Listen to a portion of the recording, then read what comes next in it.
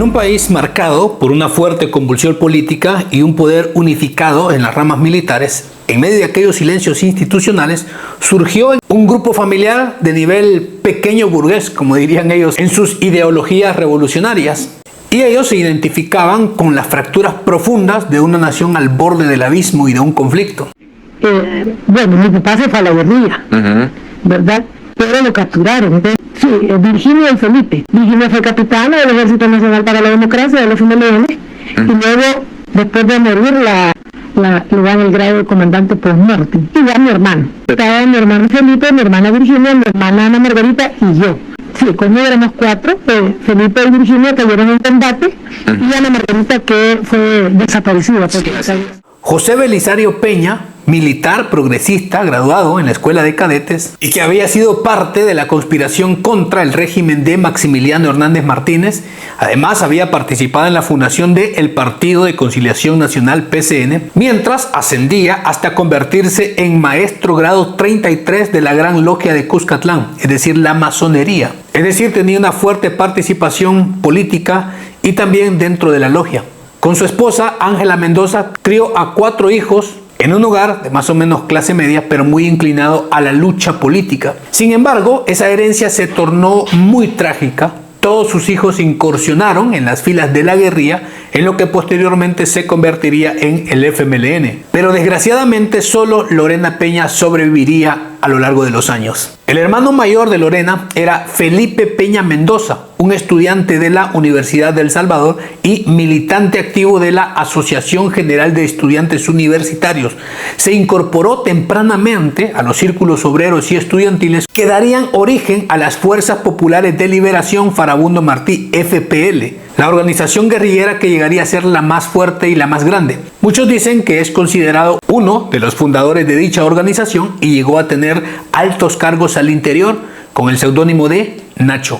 La casa de Felipe se convirtió en un centro de conspiraciones y logística guerrillera. Estaba bien metido en esa lucha. Ahí almacenaban material y se organizaban acciones insurreccionales. Aunque él casi no dormía en aquella casa por su intensa actividad ya revolucionaria, reclutó a su hermana Lorena y jugó un papel clave en los primeros años dentro de la guerrilla, coordinando células, propaganda y preparación de combatientes en un momento en que las FPL aún estaban en formación y enfrentaban una dura represión del Estado. Para agosto de 1975, Felipe y su compañera Gloria Chong Palacios, o Gloria Palacios Damián, alias Úrsula, fueron sorprendidos en una casa de seguridad en el barrio Santa Anita de San Salvador.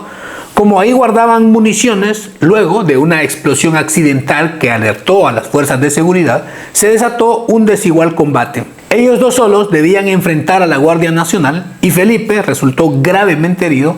Gloria continuó combatiendo, intentó arrastrarlo mientras escapaba, pero ambos perecieron en aquel enfrentamiento con la Guardia Nacional. Su muerte fue un duro golpe temprano para las FPL. En su honor se nombró el Batallón o Frente Felipe Peña Mendoza en la zona central y una unidad del FMLN llevó su nombre durante la guerra. Su hermana Lorena describe a Felipe en el libro que escribió como su figura inspiradora en la revolución, que aceleró obviamente su propio despertar en la guerrilla. Su caída era muy recordada en los círculos del FMLN como un ejemplo de compromiso temprano con aquella lucha revolucionaria de la década de los 70. La segunda hermana de Lorena, que también cayó en la lucha guerrillera, fue Ana Margarita Peña Mendoza y fue una militante y dirigente también dentro de las Fuerzas Populares de Liberación. Tenía el seudónimo de Julia. Formó parte de la dirigencia de las organizaciones desde allá por 1975 y operó principalmente en tareas de masas, educación política, ideología y trabajo en la zona oriental del país. Ella era madre, tenía una hija, Adriana, que luego quedó bajo la tutela de Lorena Peña.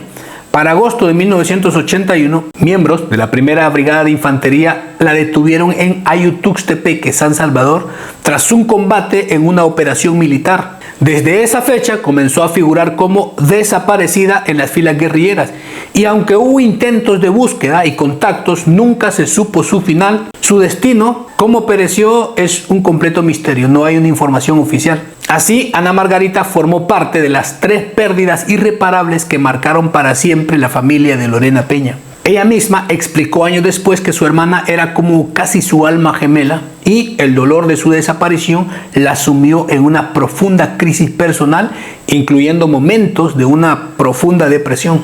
Y la tercera hermana, también guerrillera y de igual manera caída en la lucha, era Virginia Peña Mendoza, conocida como Chana en la vida cotidiana y como Comandante Susana al interior de la guerrilla.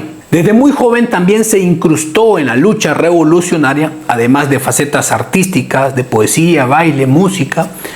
Fue fundadora del grupo musical Maguacutá. Viajó incluso a La Habana, Cuba, donde cursó años de marxismo y economía política. Al regresar a El Salvador se incorporó a las FPL, donde toda la familia de la Lorena Peña se acogió como guerrilleros, y adoptó ahí el nombre de Susana.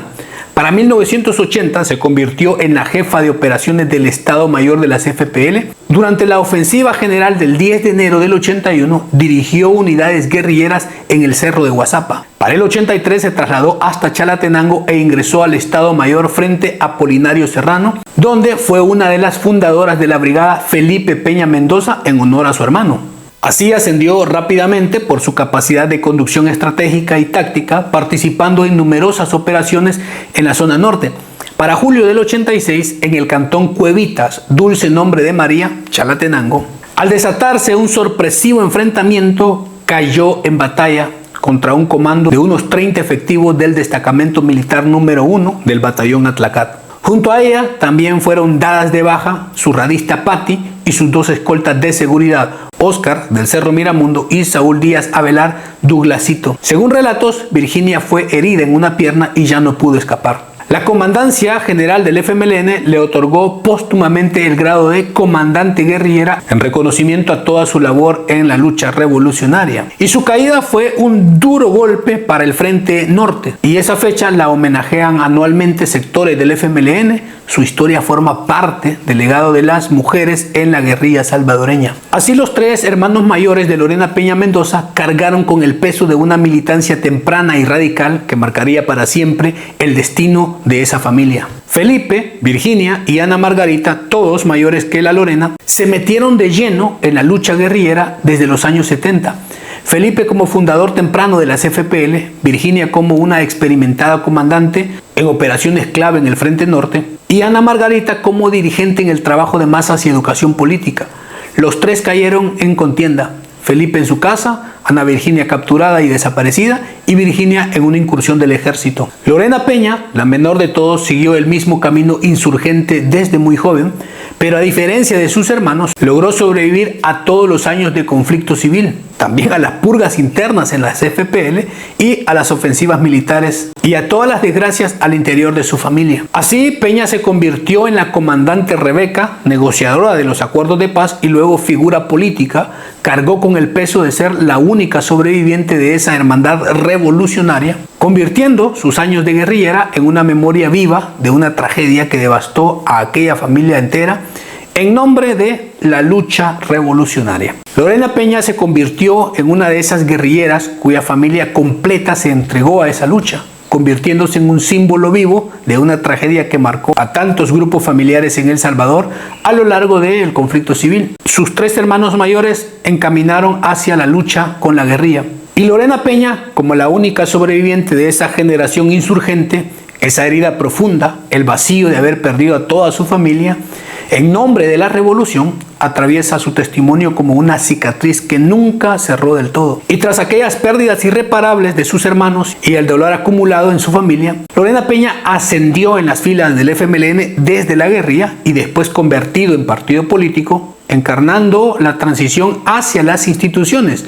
Llegó a ser diputada por varios periodos, presidenta de la Asamblea Legislativa 2015-16 y una figura con mucho poder visible durante el gobierno de Mauricio Funes y posteriormente con Sánchez Serén, cuando el FMLN alcanzó el poder del Ejecutivo por primera vez y después en la segunda. Sin embargo, para muchos salvadoreños, esa transición se tradujo en una profunda decepción, escándalos de corrupción, promesas incumplidas, distanciamiento de las bases y de la gente trabajadora, Una gestión que, según sus críticos, hundió aquel proyecto revolucionario, el original, el pragmatismo, el que prometía luchar por el pobre, por los más desprotegidos. Fue contaminado por el clientelismo y la pérdida de credibilidad. Hoy el FMLN representa para amplios sectores un rechazo irreversible, sepultado por el hartazgo ciudadano, y Lorena Peña, como una de sus caras más visibles y rechazadas, carga con el peso simbólico de haber sobrevivido a aquel conflicto solo para ver cómo el sueño por el que su familia se sacrificó se desmoronó desde el inicio en el poder y traicionó toda la causa que dijeron defender y sacrificarse. Pero saque su conclusión, déjenla en los comentarios. Ese es un repaso de una de las figuras más emblemáticas en el FMLN y pues las tragedias al interior de su familia. Cuídense mucho, gracias por apoyar el contenido, nos vemos, hasta luego.